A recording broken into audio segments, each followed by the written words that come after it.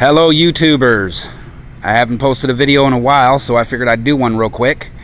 As you all know, this is my 2004 Hyundai Santa Fe. Last couple of videos I showed you how to change a light bulb, headlight, tail light,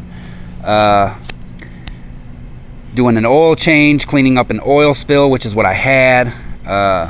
In the coming videos, I'm going to show you how to do some spot restoration painting. As you can see, this is my driver's side window. And as you can see, it has a couple of paint chips and paint scuffs. And not only is it on the window, it's also on the door where the mirror hooks onto. I'm going to do a video probably in the future on how to paint that and make it look like the original body paint style. I'm going to do a couple of little researches, and then after that, then I'll do the painting itself, and then I'll post the after work, possibly a before and after, but that's going to be in the future. Today's video, I took the vehicle out because it needed washed really bad. So I took the couple of minutes and I washed the SUV down, my Santa Fe. It looks nice and good and clean, which raises a question. A lot of people would like to probably know, how can I get the best clean for my money on my vehicle when you're on a limited budget, for one, and on a number two, without creating any hazards that would like affect plants and pets and stuff like that? Because most of the detergents that are out there, and I'm not saying all of them, but most of them are pet friendly, are environmentally safe. But then again, you got some of those who aren't, like alcohol based washes, alcohol based tire cleaning and things like that, of that nature. So basically what you want to do is you would want to get a detergent based car wash solution, and you'd want to wash it from top to bottom. And going around to the driver's side so you can see it in the light, because I got the spotlight on behind me. You want to wash it from top to bottom, front to back. Now if you want to, you can also use just water, which is what I did because there's no detergent solution here.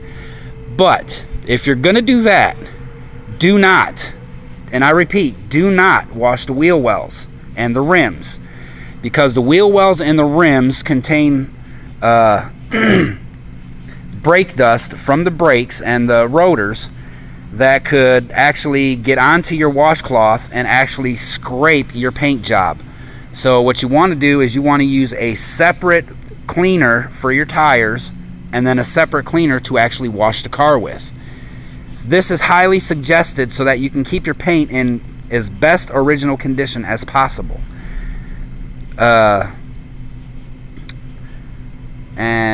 As far as I can tell, I think that's the only thing I have to say today. But I had one person turn around and ask me, okay, so what is the best window solution to use to clean your windows with?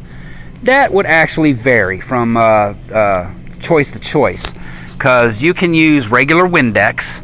AutoZone has specialty spray in the can spray window cleaner that actually foams up and actually stays on the window, so you can clean it that way. The only downside is that leaves streaks.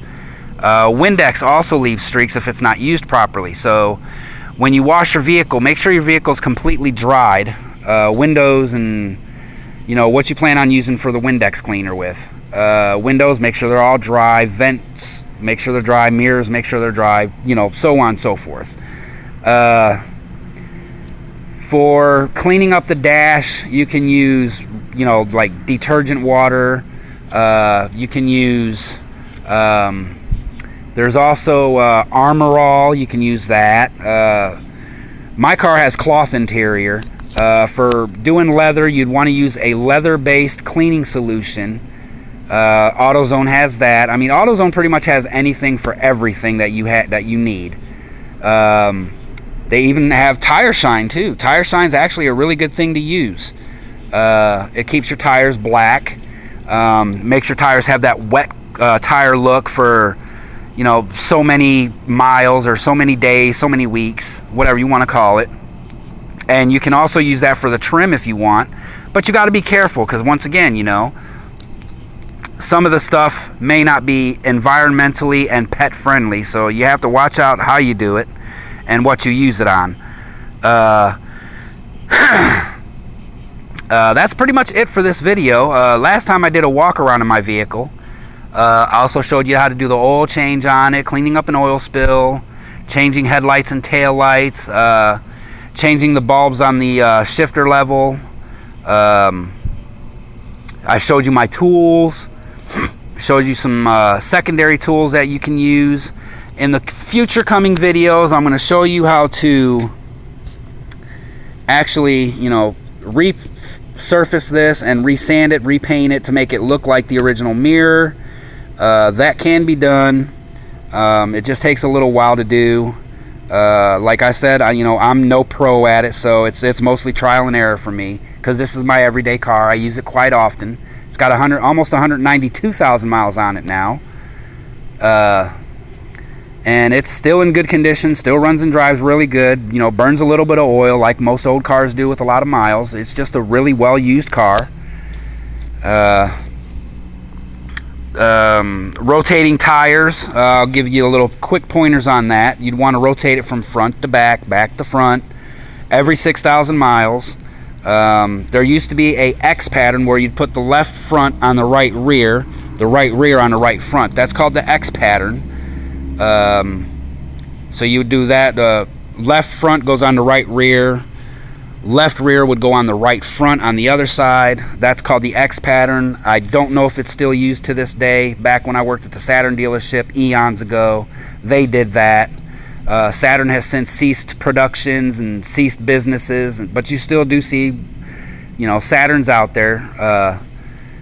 GM, they stopped a lot of vehicles. Pontiac was one of the major manufacturers that stopped, but you still see some Pontiacs out there. This is actually a very good vehicle for me. I plan on having it a little while longer. When it hits 200,000 miles, what I plan on doing is I plan on doing a timing belt. Whether it's needed or not, it just prolongs the life of the engine. Let's see, I also had some work done to it. I've had a new CV joint put on. I've had a new starter put on, a new alternator, three sets of different belts. What else have I done to it? You know, numerous light bulb changes here and there. I've had something else done to it, but I can't remember what it is offhand, but I'm sure it was important. I'm going to have to change out the battery here real soon, because the battery's a little bit weak, but it still starts up, still runs and drives. It needs new tires. It needs new, it needs new back shocks on both sides. The passenger side's actually really, really badly in need of repair or replaced. And they say when you replace one thing, you replace in pairs. It's always a safe thing to do, and I actually agree with that. But it's going to need tires. It's going to need shocks. The driver's side CV shaft, the driver's side inner tie rod needs to be changed, and the throttle position sensor underneath the hood needs to be changed. And other than that, nothing really else needs to be done to it. Like I said, it's a very well used vehicle. I've had it since February, maybe late February, early March, and it's been a very, very good vehicle to me, for me. Like I said, there's not much done that I've done to it. Pretty much kept it all original. The only upgrade that I've done to it was I put a new steering wheel cover on it, if you want to call that an upgrade. It's not really an upgrade. It has remote start, but it needs new batteries for the remotes. So it's got a luggage rack, it's got vent visors, it's got a hood deflector, just a basic, something, just to give it a little character.